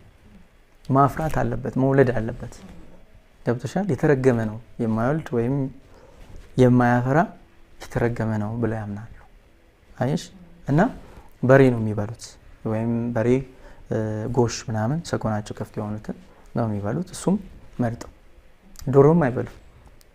ዶሮም ተፈጥሮ ሕግና ስርዓት ያቃወሰች ናት ብለው ስለሚያስቡ ነው። እና እያንዳንዷን በምክንያት አይጠቀሟትም። እና ከዛ አንጻር ምንድን ነው የቶ ቤተሰብ እንዳልኩሽ ይህን ኦፎናን ካደረጉ በኋላ በውስጡ ራሱን የቻለ ትልቅ ዛፍ አለ። ከዝግባ ነው እንጨቱ። እና እዛ ዛፍ ስር ሁልጊዜም ቁጭ ብለው የሚያስቡት መለኮትን ነው የሚፈልጉት፣ እግዚአብሔርን ነው፣ አምላካችን የሚሉትን አምላክ ነው የሚፈልጉት። የሚጸልዩት እዛች ሆነው ነው፣ የሚጾሙት እዛች ላይ ቁጭ እዛች ከውጭ ብለው እና ያቺ ከምን ጋር ያያይዛሉ? አዳምና ሔዋን በገነት ሲኖሩ ራሱ ገነት መቅደስ ስለሆነ የተቀደሰ ቅዱስ ስፍራ ስለሆነ በውስጡ ልክ እንደ ታቦተ አሁን እኛ ቤተክርስቲያናችን ያው ቤተክርስቲያኒቱ ቅጥር ግቢ በገነት ይመሰላል አይደል? መቅደሱ ወይም ታቦተ ሕግ ያለበት ደግሞ ልክ ጽላቱ ማለት ነው የእግዚአብሔር ማደራል ያቺ ዛፍ ላይ ማለት እግዚአብሔር አዳምና ሔዋንን ከፈጠረ በኋላ አዳምና ሔዋን የሚኖሩት በገነት ውስጥ በአንድ መዳብ ነው አይደል? ሞት የለም፣ ህይወት ነው። ሀዘን የለም፣ ደስታ ነው። ጥላቻ የለም፣ መውደድ ነው። በቃ እና ግን ሰዎች ናቸው፣ ስጋ ለባሾች ናቸው። እና እንደፈለጉ በሆኑ ሰዓት ልክ ያችን እጽዋት አትብሉ የተባሉትን እጽዋት ይሄ መብላቸው ነው፣ ይሄ መዝናኛቸው፣ ይሄም እንደዚህ ነው ተብሎ ተፈቅዶ እቺን ግን የበላችሁለት የሞትን ሞት ተብሎ ህግ የተቀመጠው በዛች ዛፍ ላይ ነው። ገብቶሻል? እና ያችን ዛፍ ሳያዩት ማን ትዝ ይላቸዋል? እግዚአብሔር ትዝ ይላቸዋል። ከነሱ በላይ አምላክ፣ ከነሱ በላይ ፈጣሪ፣ ከነሱ በላይ ኃይል እንዳለ የሚያዩት የሚረዱባት ያቺ ዛፍ ናት። እና እነሱ ጋር ድሮ ቤተክርስቲያን ስለሌለ ያችን እንደ መቅደስ ወይም እንደ ታቦተ ሕግ ነው የሚጠቀሟት። ያችን ዛፍ እዛች ዛፍ ስር መብላታችን፣ መጠጣታችን፣ መዘሞታችን ምናምን ማድረጋችን በቃ እግዚአብሔር ብቻ የሚታሰብበት የሚለመንበት ነው። አምላካችንን የሚሉትን ፈጣሪ የሚለምኑባት ስፍራ ናት። እና እዛ ጋር እንደውም በኮንታ ባህል ቀደም ሲል ማለት ነው የሆነ ሰው ወንጀል ፈጽሞ ለምሳሌ ሰው ገለው ሳያውቅ የሆነ ሰው የሆነ ነገር አጥፍቶ ሰዎች በንዴት ጦር ይዘው ሊገሉት በሚያሳድዱበት ጊዜ ባለው በሌለው አቅም ሩጦ መድረስ የሚፈልግ ህይወቱን ማዳን የሚችለው ኦፎና ዘሎ ሲገባ ነው። እዛች ኦፎና ውስጥ ዘሎ ከገባ አይነካም ማለት ነው። ማንም አይገባ። እዛች ጋር ኃጢአት የሚሰራበት ሰው የሚገደልበት መግደል አይቻልም። ሰው መስደብ፣ ሀሜት መስራት፣ የተለያዩ ወይናም ጥፋቶች ማድረግ አይቻልም። እና በማህበረሰብ ውስጥ ትልቅ ቦታው የከበረ ስፍራ ነው። እና እዛች ከገባ በኋላ ህይወቱን ካዳነ በኋላ የቶ ቤተሰብ የዛ የወቅቱ የሚስጥሩ ጠባቂና አዋቂ ተብለው ያሉት አባት የተሰራውን ጥፋት በደለኞች አሉ፣ ያጠፋው ሰው አለ፣ የተበደለ አካል አለ። ሁሉም ከአጥር ግቢ ውጪ ቦታ አለ ራሱን የቻለ እንዲቀርቡ ይደረግና ያንን ይመረምራሉ፣ ያያሉ። ከዛ ምንድነው ፍርድ አይሰጡ። ፍርድ እግዚአብሔር ነው፣ ዳኛ እግዚአብሔር ነው ብለው ስለሚያስበው ምንድነው የሚያደርጉት? የማስታረቅ ስራ ነው የሚሰሩት። ለምሳሌ ካሳ መክፈል የማይችል ከሆነ ለገደለው ወይም ላጠፋው ጥፋት ከብት ጎለው ከሆነ የሆነ ነገር ከሆነ ለዛ ላጠፋው ካሳ እሳቸው ይከፍሉና ካሳ ግድ ነው። ከብቶሻል በደም መፋሰስ ውስጥ በሁለት አካላት ጸብ ውስጥ እርቅ የሚፈጠረው ፍጹም የሆነ እርቅ የሚፈጠረው ካሳ በመክፈል ነው። ክርስቶስ በእኛና በሱ መካከል የነበረው ወይም በእኛና በእግዚአብሔር መካከል የነበረውን የኃጢአት ግድግዳ ለማፍረስ ይችላል እኮ። ግን ካሳ አንድያ ልጁን አሳልፎ ሰጠ አይደለ? ካሳ ግድ ነው። በእርቅ የእውነተኛ እርቅ እንዲወርድ ሰላም እንዲሰፍን ከተፈለገ ካሳ ግዴታ ነው። እና ካሳ ይከፍላሉ። ሰርቶ እርቅ ከፈጸሙ በኋላ ያጠፋው ሰው ዛፍ እንዲተክል ይበየንበታል። ባዶ መሬት ይሰጠውና ሰው በበደለ ሁል ጊዜ ምድርን በድሏል ተብሎ ስለሚታመን ካሳ ለምድሪቱ ካሳ እንዲከፍል ደን ችግኝ አፍልቶ እንዲተክል ይደረግና ካሳውን ከፍለው እሳቸው ወደ ይቀላቀላል ከማህበረሰቡና በስተመጨረሻ እሱ ሰርቶ ሲጨርስ አምጥቶ ብሩን ይመልስ ወይም ከብት ከሆነ ከብቱን ይመልስላቸዋል ማለት ነው ገዝቶና። የእነሱ ቤተሰብ ስራ ምንድነው? እርቅ ሲፈጥሩ ነው የሚሆኑት። በአካባቢ ውስጥ የተጣላ ሰው ፀሐይ ወጣ ሳትገባ እርቅ መፈጸም አለበት። ያንን ያደርጋሉ። እየዞሩ አካባቢ ላይ የተጣሉ ቂም የቋጠሩ ካሉ ይመጣሉ። እከሌን እኔ በቂም አልያዝኩም ብሎ ከማለ ገብቻል ይቅርታ ብሎ እግሩ ላይ ከወደቀ ይቅርታ ከተባበለ ይቅርታ ነው። እሳቸው ፊት መጥተሽ አለመታረቅ አይቻልም። እና እንደዚህ አይነት በጎ ተግባርን ሲፈጽሙ የሚውሉ ናቸው። የእግዚአብሔር አዋቂነት የተገለጠባቸው ናቸው የምንለው እርቅ ያው እግዚአብሔር ነው አይደለ? ሰላም መፍጠር እግዚአብሔር ነው አይደለ? የሚሰሩት ጥንቁልናን አይደለም ወይ የሆነ ዶሮ ገሎ አዙረ ምናምን ደጁ ላይ ጣል ወይ ጨሌ የሆነ ነገር ወይ ቅቤ ተቀብተሽ እንደዚህ ያርገሽ ወይ እንዲህ ቅጠል በጥሰሽ እንዲህ ያርገሽ ምናምን የሚል አስተሳሰብ የለም እነሱ ጋር። ሰው በዘልማድ ግን ከጥንቁልና ጋር ወይም ደግሞ ከእንደዚህ ጋር ያያይዙት ከባዕድ አምልኮት ጋር ያያይዙና እግዚአብሔርን የማያውቁ ነው የሚመስላቸው። እግዚአብሔርን እኮ አይደለም እግዚአብሔርን ገነትን አውቀው ይሳሉ በመድር ላይ ያስቀምጡልን ገነት እቺን ትመስላለች ብለው ቅድም እንዳልኩሽ ኮንታ ላይ እንዲህ በገነት የሚጠሩ ሰፈሮች አካባቢዎች አሉ ስልሽ አንድም ስለ ገነት ስለ እግዚአብሔር ስለ መለኮት ስለ ሙሴ ስለ ኦሪት ስላሉ መለኮታዊ መገለጥ ስለ ነቢያት ትምህርት ምናምን በእነሱ በኩል የደረሰ ነው ለህዝብ። እና እርቅን በመፍጠር ብቻም አይደለም። ለምሳሌ ነገ 9 ሰዓት ላይ በጣም ዶፍ ዝናብ አደገኛ ዝናብ የሚመጣ ከሆነ ለአገልጋዮቻቸው ይናገራሉ። ዞራችሁ ቶሎ ይሄንን መልእክት አድርሱ ይላሉ። ከብቶች ወይም ጥጃዎች ርቀው እንዳይታሰሩ ህፃናት ከቤታቸው እንዳይርቁ፣ የተበተነ እህል ካለ እንዲሰበሰብ ወደ እንትኑ እንዲገባ፣ ነገ ከባድ በዚህ ሰዓት እንደዚህ ይፈጠራል ብለው ይላሉ። አያውቁም እንዳቲ ድርጊቱ ይፈጸማል። በነገራችን ላይ አባቶቻችን እኛ እውቅና ያልሰጠው ለሳይንስን ተከትለን የረገጥ ነው ያጠፋ ነው የደመሰስ ነው እውቀት ቢኖር አባቶቻችን የንፋሱ ኖርማል ነፋስ አነፋፈሱን አይተው ወይም ሳር አጎነባበሱን አወዳደቁን ምናምን አይተው እንደዚህ አይነት ነገር ሊከሰት ነው እንዲህ ሊመጣ ነው ብለው ይላሉ። ከነገሮች ተነስተው ተፈጥሮን ምን ያህል እንደተረዷት እንዳከበሯት እና ለተፈጥሮም ተገዢ ስለሆኑ ዝም ብሎ ደን አይጨፈጭፉም። ዝም ብሎ የሆነ ምናምን ነገር አያደርጉም። ሰለጠንም ብለው ህንጻ በህንጻ ላይ ድንጋይ በድንጋይ ያደረደው ህይወት የሌለው ድንጋዩን የህንጻ ማት ቢኖር ምን ትርጉም አለው? ህይወት እዛ ጋር ዛፍ ከሌለ ማለት ነው። እና ከዛ አንጻር ምን እንደሚከሰት ቀድሞ ያውቃሉ። እንደዚህ ወረርሽኝ በሽታዎች ሲመጡ እንደ ሀተት እንደምናምን ድንገት በሚፈጠሩበት ጊዜ የትኛው እጽዋት ከምን እጽዋት ጋር ተቀላቅሎ ምን ቢሆን መድኃኒት እንደሚሆን ስለሚያውቁ የህሊና መንቃት መገለጽ ስላላቸው ወዲያው በሽታን ይቆጣጠራሉ። እና ያ ማህበረሰብ ተረጋግቶ ህገ መንግስት ሳይኖር መንግስት የሚባል ማለት እንደዚህ ሳይኖር ወታደር ሳይኖር ፍርድ ቤት ሳይኖር ፖሊስ ምናምን ሳይኖር ቢሮ የመንግስት ስርዓት ሳይኖር ያ ህዝብ የራሱን ይዞታ የራሱን ማንነት ይዞ የራሱን ቀለም ሳይለቅ በዚህ ልክ ይህን ሀብት ይዞ አይደለም ለሰዎች ለዱር እንስሳት እንኳን መገኘት ዛሬ ላይ ዓለም ላይ እየጠፉ ያሉ ብርቅዬ የዱር እንስሳቶችን ይዞ ለመገኘት አዳዲስ እጽዋቶች ለመገኘት አገር በቀል የሆኑ እጽዋቶች ጠፍተው ላለማለቃቸው ምክንያት ለመገኘት ምክንያት የሆኑት እንደነዚህ አይነት አባቶች ስለነበሩ ነው። እኛ ግን ሳንረዳቸው ገፍተን ሰድበን ሰይጣን ነው ምናምን አልተረዳንም።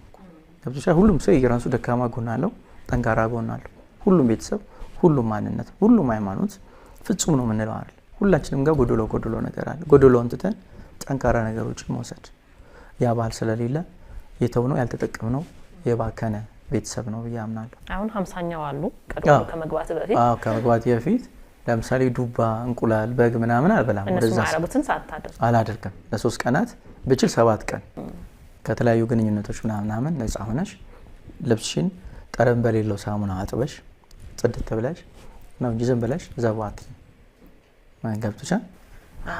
እና አሁን ላነሳሽው ጥያቄ ምንድነው 50ኛ ናቸው እሳቸው 49ኙ እዛ ኦፎና ላይ አለ መቃብራቸው 49ኙ ዶክሜንታሪው ላይ አይተሽው ከሆነ የትኛውም ሳይንቲስት መጥቶ ከነዛ አጽም ውስጥ ከቀደሙት ውስጥ አንዱን አጽም ወስደው እመረምራለሁ ታሪካዊ ዳራውን ደርሳለሁ ብሎ ካለ እኔ ፈቃደኛ ነኝ። ዶክሜንታሪው ላይ ያው ባላገሩ ቲቪ ላይ ገብተው ይሉትና ሰዎች 50 መቃብር አለ እዛ ቦታውን 50 አንደኛው ብቻ ክፍት ነው። 49ኙ ያው የእሳቸውን ቅድመ አያቶች ያው የህሊና መንቃት አይነ መገለጥ ያላቸውን የበቁ ያወቁ ምንላቸው አባቶች የተቀበሩበት ነውና 50ኛው መቃብር አለና የእሳቸው ምንድነው አንድ ማለት 51ኛ የእሳቸው እውቀት ለልጃቸው ከልጆቻቸው መሃል ለአንዱ እውቀቱ ማለት ያው እነሱ ከአንዱ ትውልድ ወደ አንዱ ትውልድ የሚያሽጋግሩት የራሳቸው እውቀት አላቸው። አሁን ቅድም ልሽ በጣም ድንቅ የሆኑ ሚስጥራዊ እውቀቶች አሉ እና ያ እውቀት አሁን አብሯቸው እንደሚቀበር ነው የሚናገሩት እሳቸው። ለሚቀጥለው ትውልድ አላስተላልፍም ነው። ለምን ግን? ለምን የሚለው ምንድነው መሰለሽ 51ኛው ትውልድ ይሄ የኛ ትውልድ ማለት ነው አይደለም ማንነቱን አይደለም ሃይማኖቱን መቃብሩን የተነጠቀ ትውልድ ነው። በማንነት እጦት ቀውስ ውስጥ ያለ ትውልድ ነው። ይሄ ማን የመሆን አድራሻ የሌለው አድራሻ ለሌለው ሀደራ አይሰጥም። ለምን ወስዶ ሲብከነከን ለጥፋት ወይ ገንዘብ ለማግኛ እውቀቱን ይጠቀምና ሰው ሊያጠፋበት ይችላል። ለምሳሌ የሆነ እጽዋት ከሆነ እጽዋት ጋር የትኛው እጽዋት መርዝ ነው የትኛው መድኃኒት ነው የሚለውን እነሱ ያውቁታል ማለት ነውና የሆነ እጽዋት ከሆነ እጽዋት ጋር ተቀላቅሎ እንዲህ ያደርጋል እንደ ኒውክሊየር ቦምብ በቲ ሊሉ ይችላል። ያንን ወስዶ ግን አብዛኛው የኛ ትውልድ ለገንዘብ ማግኛ አቋራጭ ለመክበር ለጥቅም ሲል እውቀቱን አሳልፎ ይሰጠዋል ወይም ለክፋት ይጠቀምበታል። ስለዚህ ከሌላው ማህበረሰብ በተለየ የተሰጠንን ጸጋ ለግላችን ነግደን ልናተርፍበት ሳይሆን ሌሎችን በማገልገል የምናወራርደው ዕዳ ነው ብሎ ያምናሉ። ለነሱ ከሌላው በተለየ የተገለጠላቸው ሚስጢር ለግላቸው ሊነግዱበት ሳይሆን ሊያተርፉበት ሳይሆን ሌሎችን በማገልገል የሚያወራርዱት የተሰጣቸው ዕዳ ነው። እነሱ የአደራ ጠባቂ ናቸው። የሆነ ከባድ በሽታ ቢገባ ያ ማህበረሰብ እንዳያልቅ፣ ከብቶች እዛ ምድር ላይ እንዳያጠፋ፣ የሆነ ነገር አድራሽ ጥንታዊነቱን ይዞ እንዲቀጥል ሀገር እንዲኖረን ትውልድ እንዲቀጥል ሀገር እንዲኖረን ገብቶሻል። አደራ እኛ አደራ ጠባቂ ነን ብለን ስለዚህም በቃ ያንን የሚቀበል ትውልድ ሊሰጠውም ለጥፋት የሚጠቀም ወይም ማንነቱን የካደ ነው። የኛ ትውልድ ማንነቱን የካደ ነው።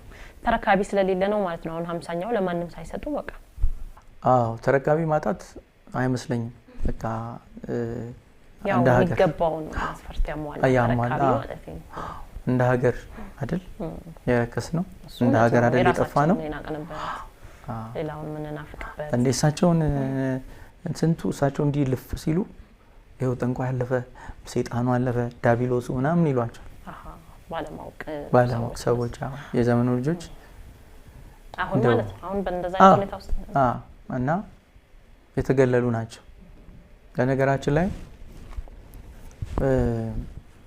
ራሷ እስራኤል የምትባል ሀገር የተመሰረተችው ከ3 የዘር ግንድ ነው አይደለ? ባላም፣ ጉልማሾና ፉጋቲስቶ የሚባሉ ናቸው አይደል? 3 የዘር ግንዶች ናቸው የመሰረቷት። እነዚህ ሁለቱ ጎሳዎች ባላምና ጉልማሾች ፉጋቲስቶችን ይነቃሉ። ፉጋቲስቶች ማለት መልከጥፎቹ ማለት ነው። መልከጥፎቹ ወይም ለምቦጫቸው ምናምን እንደዚህ ምናምን የሚባሉ አሉ አይደለ? እና የተናቁ ጎሳዎች ናቸው።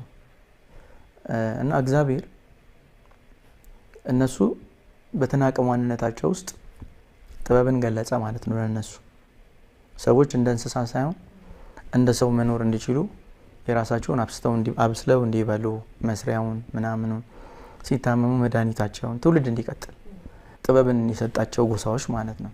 አሁን የምናያቸው ቆዳ መፋቅ ፋቂ ብለን የምናገለው ፉጋቲስቶች ናቸው። ሸክላ ሰሪ የምንለው ፉጋ የምንለው ፉጋ ማለት አሰበሻ በእኛ እንኳን አጠራር ፉጋ ነው የምትይው የሆነ አይነት ነገር እና ሸክላ ሰሪ እያንዳንዷን ጥበብ ግን የሚሰሩትን እንጠቀማለን አይደለ? ነገርም እኛ እንደዛ ነን። በቃ ለጥበብ ለእውቀት የሆነ አይነት መድኃኒት ቀማሚዎችን አዋቂዎችን ምን እንላለን? በጣሽ እንላለን። እና እነዚህ ፉጋቲስቶች በመላ ያንን የመለኮት የእግዚአብሔርን ጥበብ ተሰጥቷቸው በመላው ዓለም ላይ ተበትነው በእያንዳንዱ ሕዝብ ውስጥ ብሔርን መስርተዋል ወይም ዜግነትን መስርተዋል ማለት ነው።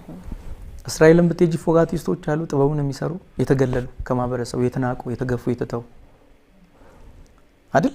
ለምሳሌ ፋቂዎች አሉ አይደለ? ፋቂ ቆዳ በጣም ይሸታል፣ ይዘገንናል።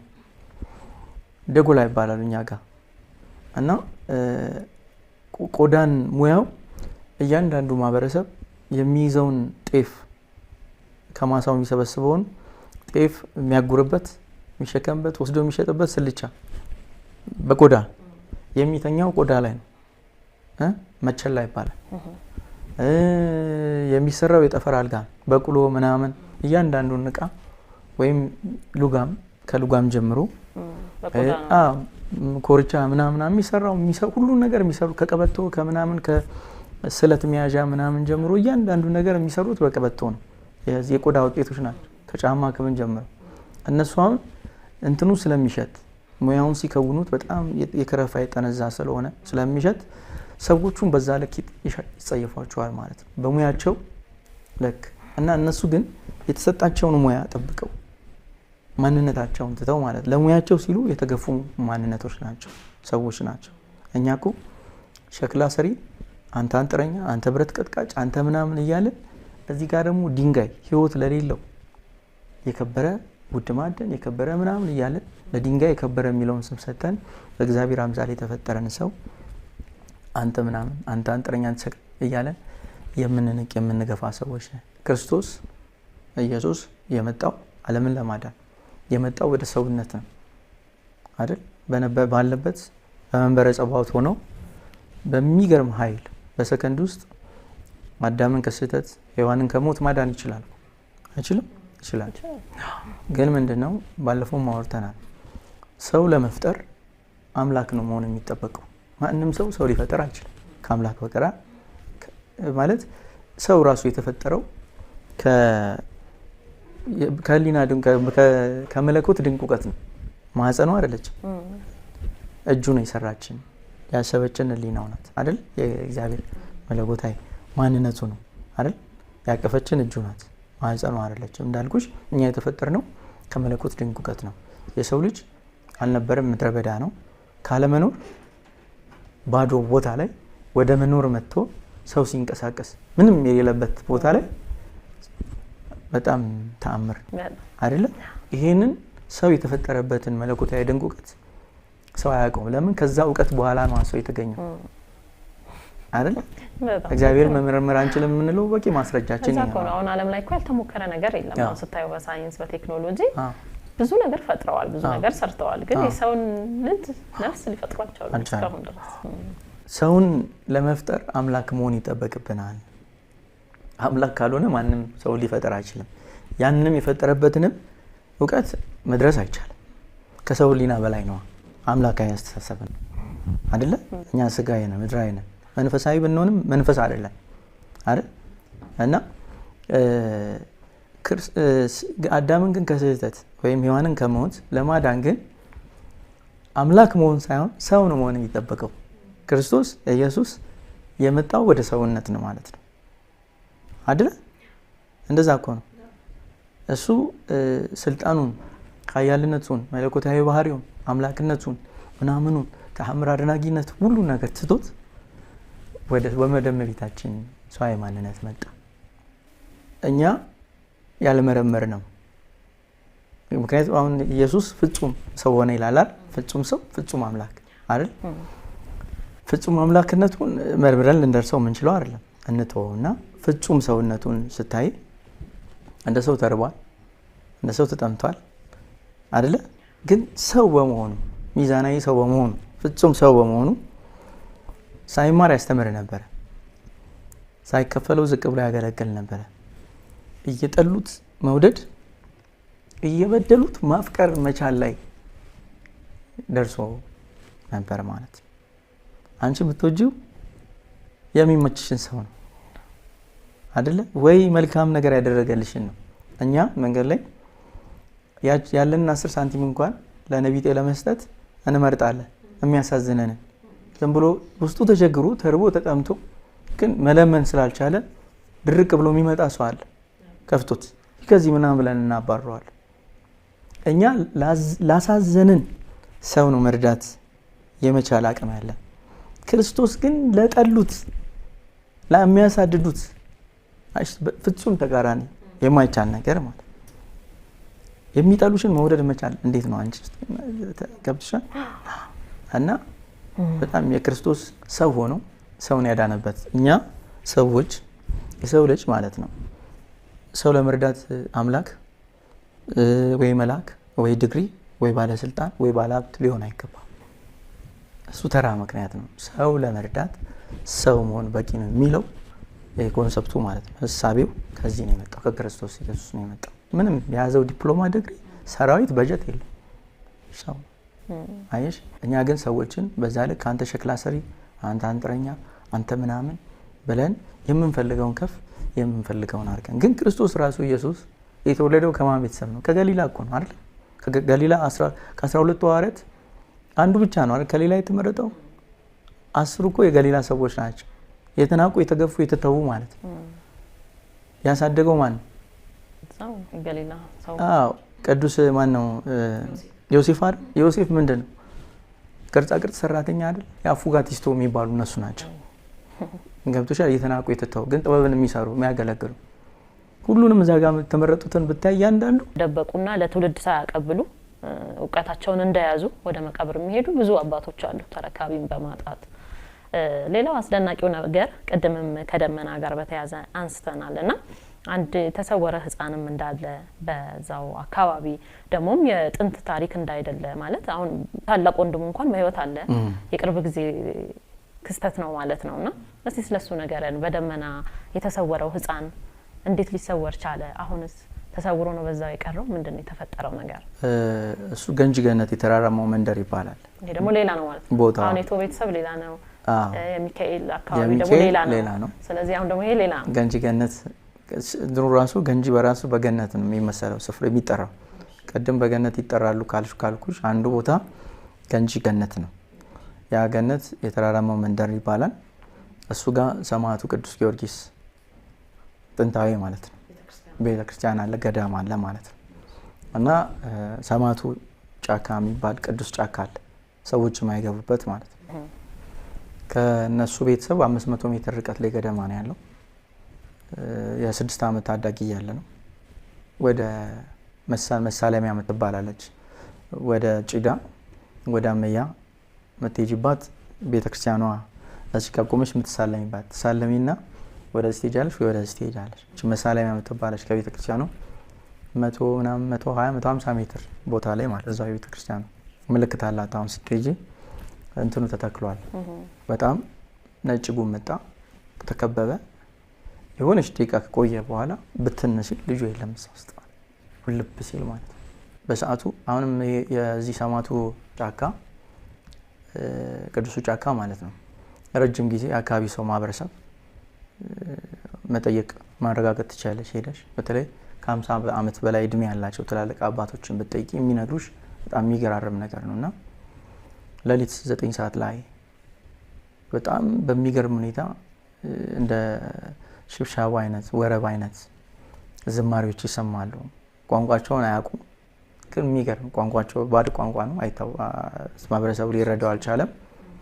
በሚገርም ቋንቋ በብዛት የህፃናትም የአባቶችም የወጣቶችም የምናምን እንደዚህ ድምጽ እየተሰማ ሴቶችም ማለት እየተሰማ ብዙ ድምጾችን የያዘ ድምጽ ከጫካ ይወጣል። ከበሮ በዛ ልክ ይመታል። የጽናጽል ድምጽ ይሰማል ምናምንና ብዙ ጊዜ ይሰማሉ። ሲሄዱ ደግሞ ድምጹ እየራቃቸው ይሄዳል። ቤተክርስቲያኑ ቅጥር ግቢ ውስጥ ሰው አይኖርም። አሁን አንድ አባት ናቸው እዛም ያሉት አባ ተከስተ የሚባሉ ተከስተ ብርሃን የሚባሉ ጅማ ዲያቆን፣ ጅማ ደብረ ኤፍራታ የጅማ ልጅ ነው።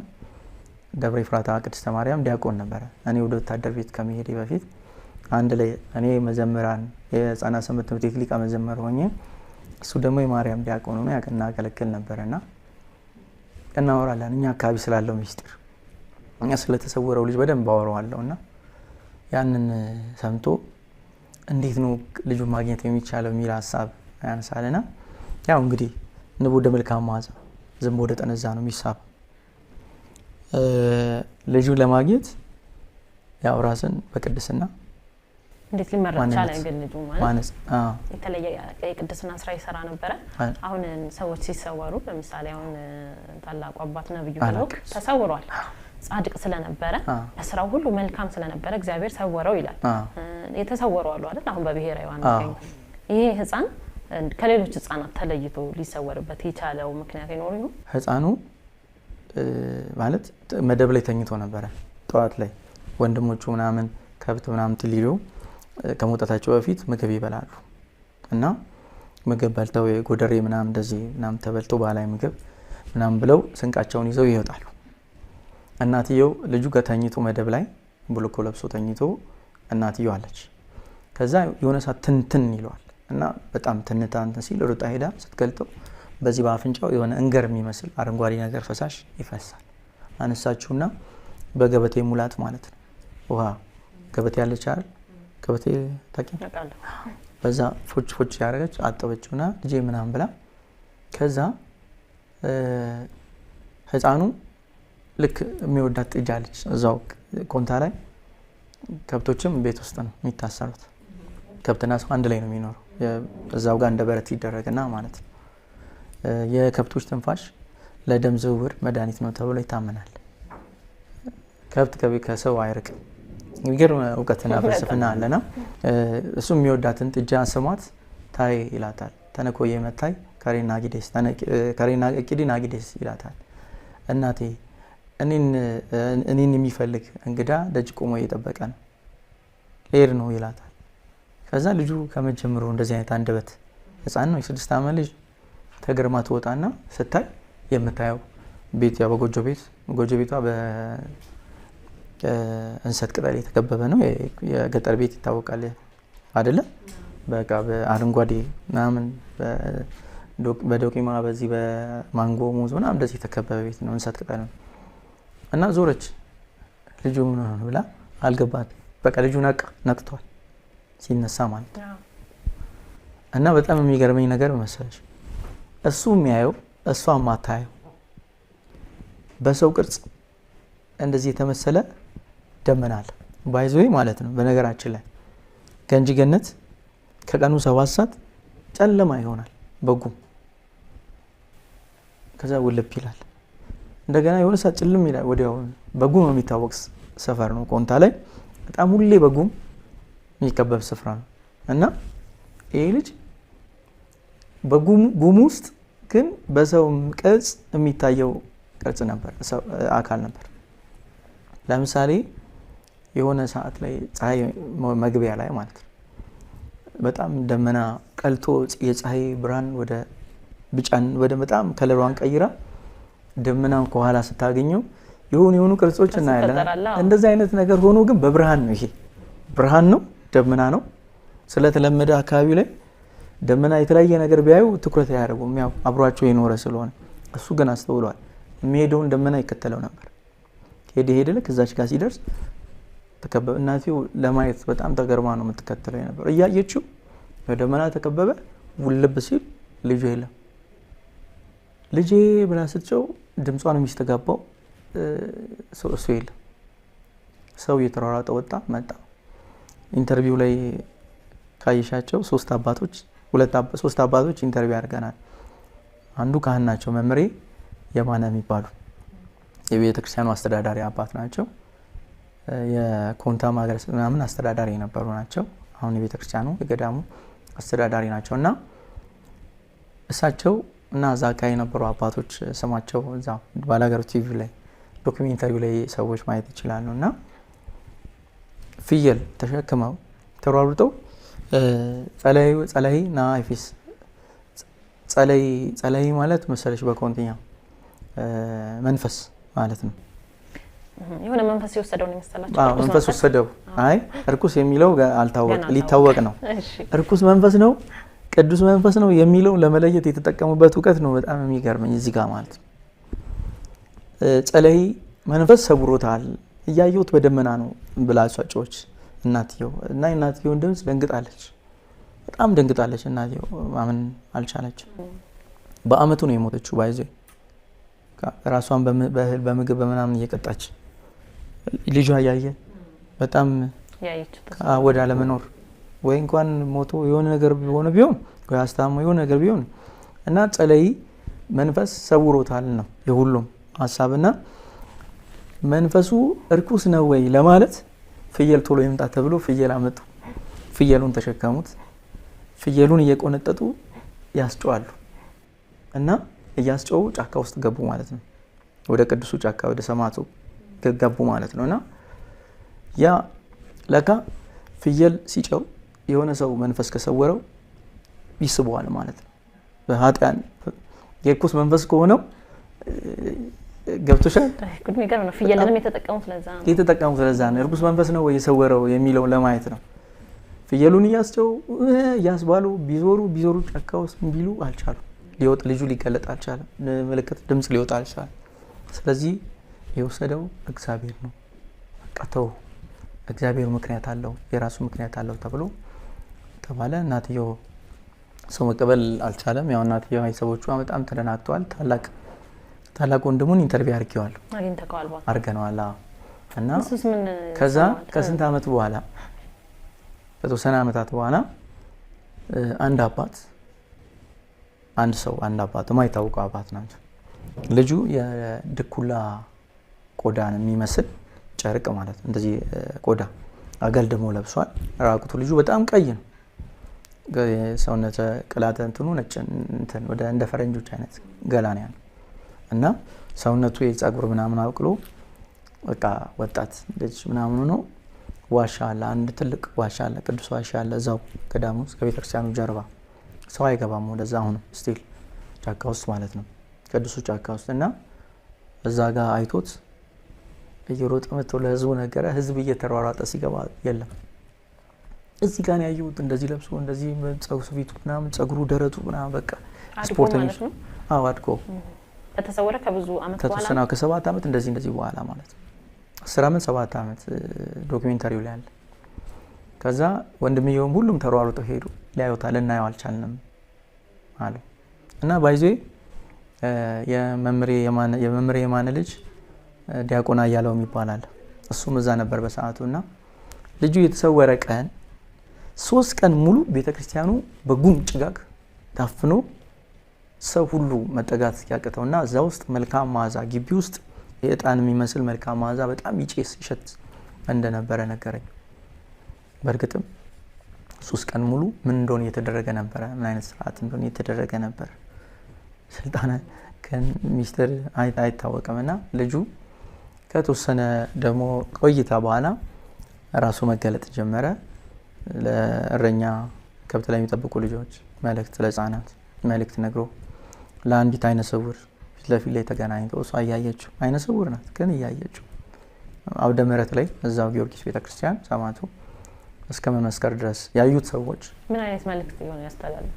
ምን አይነት መልእክት ነው ያስተላልፋል? በቃ እኔ አንድም የስጋም ሆነ የግል ፍላጎት የለኝም፣ እሱን መተው እንዳለባቸው እሱ በእግዚአብሔር ፍቃድ ለእግዚአብሔር ፍቃድ የተሰጠ መሆኑ እና እሱ ከፈቀደ ነው የምታየው።